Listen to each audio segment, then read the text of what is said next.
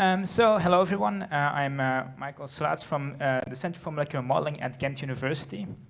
I work together there with the company Umicore to study semiconductor defects, typically on elemental semiconductors like germanium and silicon. And today I want to talk about how we can use machine learning to improve these type of simulations. All right. So first of all, why are we interested in defects in these type of semiconductors? The easiest example is, of course, silicon. We all use silicon electronics, and if you don't introduce dopants for impurity atoms, then silicon is lifeless rock. If you do it, then you can make things like transistors and solar cells, and you get fancy electronics. And so it's very important that we really understand how these defects work at the nanoscale. And we can do this with simulations.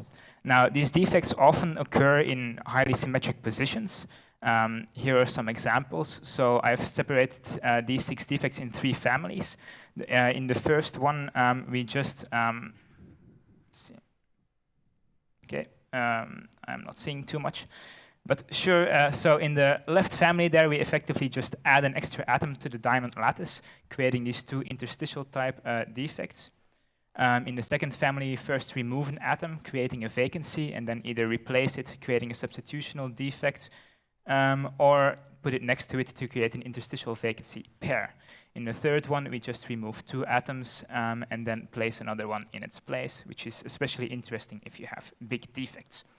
In all cases, these defects are fairly localized, so you can simulate them with classical DFT methods.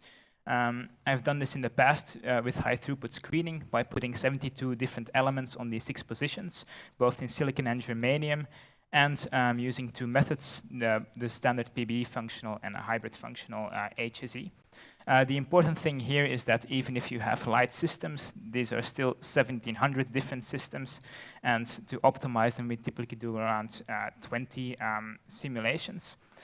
So you still end up with 30,000 calculations, which is a lot of work. If you do the work, of course, you get results, and they look a bit like this. So here you see the formation energy of 6 defects for elements from potassium to krypton and silicon. And if we focus here on the red curve, which is the energy to replace a silicon atom with something else, we see, for instance, that germanium is, of course, the cheapest to replace. It's pretty much the same thing as silicon, so it has no energetic cost. Go left and right in the periodic table, and you get increased lattice strain.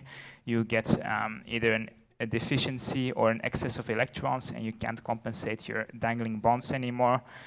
So you get this simple parabolic energy curve the further away you go away from germanium, which continues in the S block, and in the D block you pretty much just get a flat energy curve. So if you see this, you can ask yourself, do you really need to simulate everything because the results are super smooth?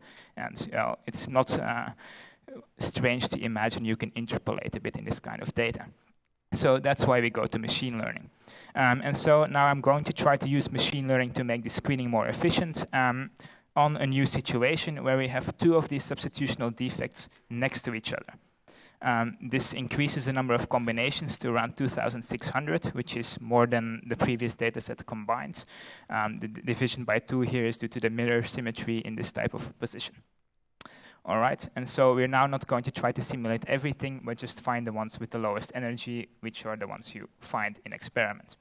All right, we're going to do this in a very simple way using a Gaussian process model. So we take our Gaussian process model, we take as input some atomic information. You need no geometric information at all because of course, all the geometries are the same. As output, you take the whole energy, which is the formation energy compared to the phase diagram of these now 3 elements. We use the Gaussian process model because it's quick to simulate, and it fits a nice ensemble, which gives you both a mean prediction and the standard deviation you can use as an uncertainty. And this you can, of course, use to guide your simulations in terms of sampling.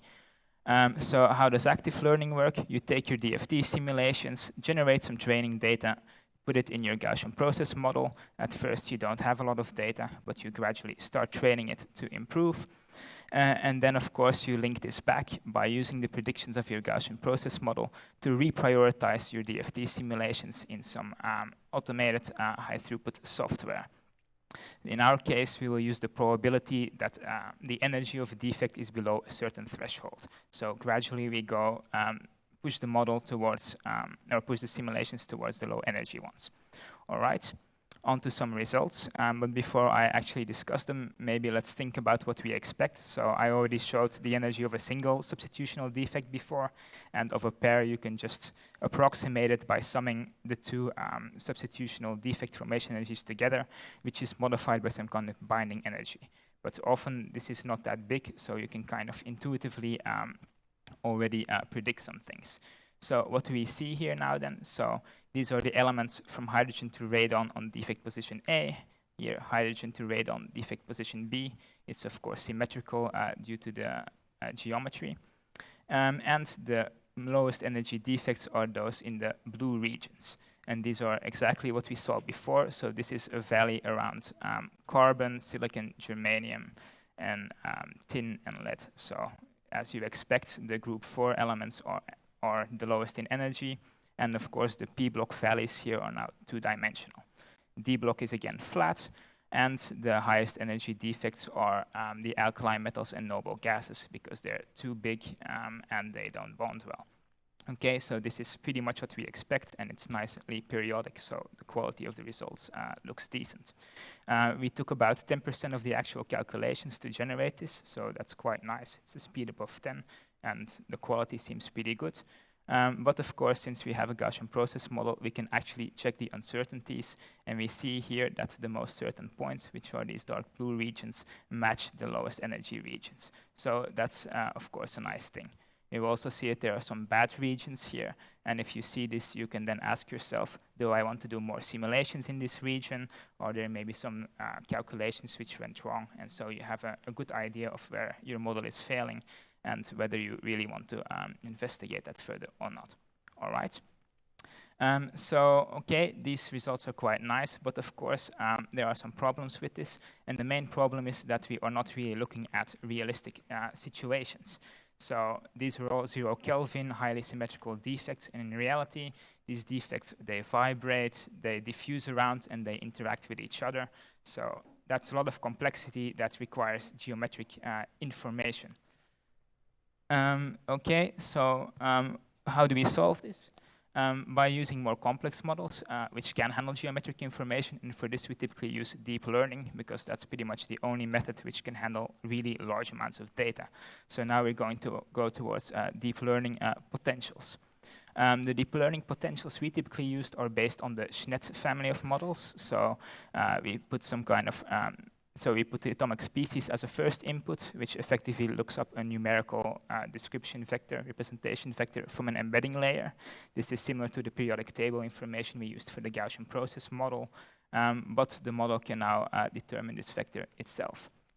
The second and important input is, of course, the geometry, which is decomposed in kind of local representations. So we have each atom, we take a sphere around it, we look at all the distances within this sphere, and then decompose this in radial basis functions. What's special about the Schnedt is that it's a convolutional network. So in each of the next layers, this local representation of the atom and its neighbors is updated with nearest neighbor information. And the deeper you go into the network, the more long-distance information you are gathering on the local representations. Finally, you determine an energy for each atom, sum it up, get a total energy, and then you derive it for the forces. So you get a nice, smooth potential energy surface, perfect for molecular dynamics, and you can, of course, also fit this to ab initio molecular dynamics data. All right, so ideally, we want to use this also for active learning. I'm not going to show this exactly in this presentation, but discuss how we might get there. So you replace your Gaussian process model with a deep learning model, but the problem now is that you don't have an ensemble. So deep learning models are pretty slow, and they give a single output. If you want to create an ensemble, it gets a bit more complicated. You can, of course, always explicitly evaluate whether your deep learning model is working, but that's expensive. So we need two ingredients. First of all, a model which gives good predictions, and then we need to get to these ensembles. So what I will show now are some results from a potential which has been trained to also reproduce defects. This is for pure germanium with defects, which is already complex enough. If you want to include 72 different elements, you'll need a lot of training data. So what do we see here? So I represent my data sets here in the form of an energy histogram. Left on the energy histogram, you have the low energy configurations, which in this case is the perfect bulk. Go to the right, you get differing volumes, you get displaced atoms, more towards higher temperatures, and then of course you start getting defects like the vacancy, and then the same for that. We see that this model, so a lot of the configurations have an error about 1 millielectron volt per atom, which is pretty good. The best results I've gotten are about 0.3 millielectron volt per atom. This model is performing a bit less good because I've trained on a very big and diverse data set, which makes it difficult to train it really to the ultimate level, let's say. On forces, they are mostly at chemical accuracy here, but still they could be a bit better. The best I've gotten is about 0.017 electrovolt per angstrom on these type of defects. All right. But this already includes MD data up to 1000 Kelvin, so that's pretty good. Okay, before going to the next slide, maybe let me enlighten those energy histograms a bit more. So here we went from -19 to -18.85, and this is around the energy of a perfect surface as well. If you go 1 electron volt higher, you get this molten and exploded mess of a slab. So this gives you an idea of how much your configurations vary within such a histogram. And this, of course, requires way more training data to describe properly. Okay, so now let's look at some surface results. So this is a large surface, around 200 atoms, with MD data going up to 2000 Kelvin. So these are quite difficult configurations. And the error is now mainly captured within about the 2 millielectron volt margin, which is quite good still, though of course could be better since you need to multiply this with these larger amounts of atoms. The forces again could be better, but we see that it can definitely capture these types of defects as well. And since our input data is still quite sparse in this energy space, you can imagine that if you fill this up a bit, you will get comparable errors to the simpler defects. All right. Now one more configuration which was not included in the training data. So in the training data there were configurations up to 3 vacancies, and here I created 13 vacancies randomly in 216 atoms and let them diffuse around at 2000 Kelvin for around 500 steps. And you see that it's still like capturing the energy histogram relatively well, even though the errors get quite high.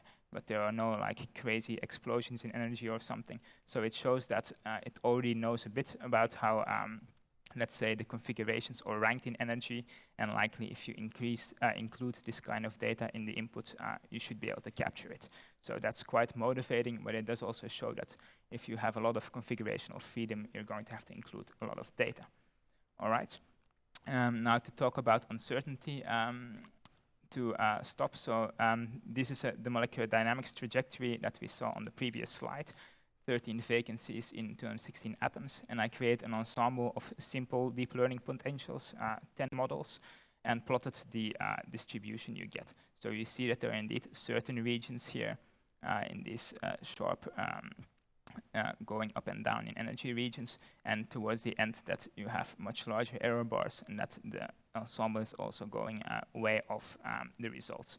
So this suggests that you can make decent ensembles, but of course the challenge is to generate them in a reliable way with limited compute time, because these models for solids are already very hard to make, and often you are limited by your GPU memory. And so we need to find ways to train these models fast in an ensemble way with limited compute capacities to really be able to include them live in an active learning framework.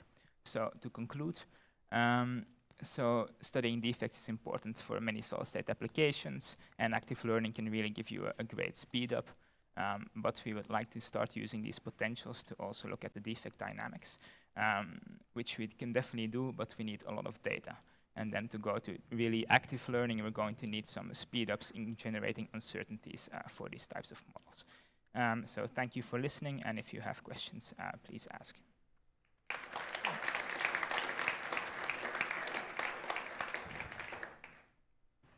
Yes, one question there.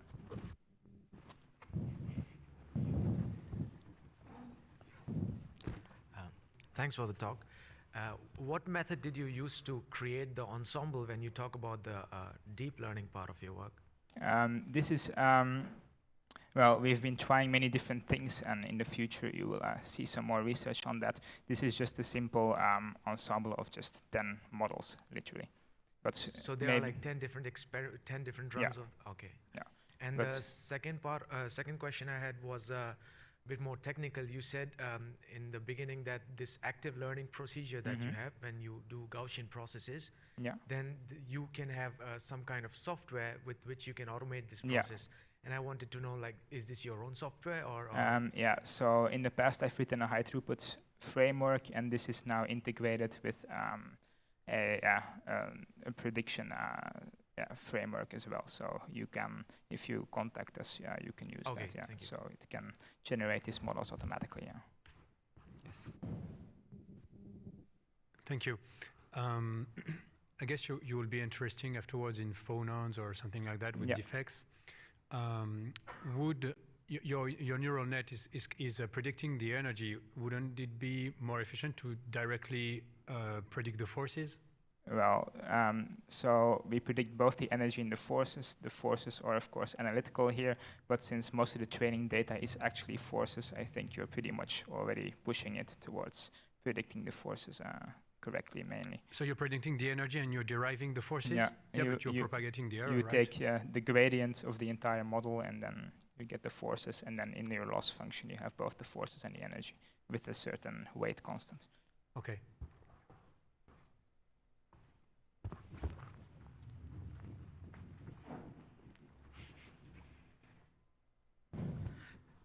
So silicon is kind of a fruit fly for material science. So this is the easiest, or one of the easiest. But you pick the fanciest neural network, which has a lot of compute. So why did they pick that instead of doing simple? Well, I think there are a bunch of ML-based potentials for silicon. And there's other elements as well. So the last results were for germanium. I should be clear about that. So research in germanium is definitely less advanced, let's say. And since I'm also trying to directly apply it in industrial context where we are mainly interested in complex defect aggregation and so on, I think you need quite a lot of long-range interactions and so on. And like these bond order potentials and so on, I fear they... Because two elements, to fit is not a big problem. Problems start when you have more. That's true, that's true. Other questions? Yes. I don't know about the architecture of .NET. Did you consider any dropout to have the active learning? Yes, this last model is with 10% dropout in the last layers and some weight decay on the parameters too. So this should give you an uncertainty estimate. Dropout. Oh yes, indeed, you can use that as an ensemble. Do you have a feeling if it's a safe estimates? Because some work. We've been experimenting with a lot of things, and we see that there is still in some cases it works well, but there's also some variation. But I would refer to our poster later and to have some discussions, also because these are industrial results, and I can't let everything be filmed. Okay, so let's thank again Michael for his talk. Thank you, very interesting.